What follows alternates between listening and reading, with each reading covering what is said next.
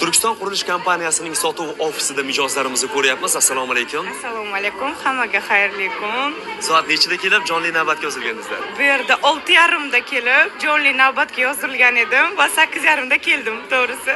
Gapirish mumkin emas. Mana hozir necha xonali uy xarid qilyapsiz? Boshlanish to'lovi bilanmi, boshlanish to'lovsizmi? Shuni bir fikringizni bildirsangiz. Avvalambor, juda ham yaxshi imkoniyatlar. Turkiston Buildingdan pervanachalka 40 million berib, ukamga 3 xonalik uy olyapmiz. Ukam o'zi musofirda, lekin mening tanlovim Turkiston Building. Mirfayz ajoyib sharoitlar qilganlar. Вообще с ремонтом, это вообще zo'rda. Oylik to'lovi ham kam. Hammaga tavsiya etaman. Nima uchun aynan Turkiston Building?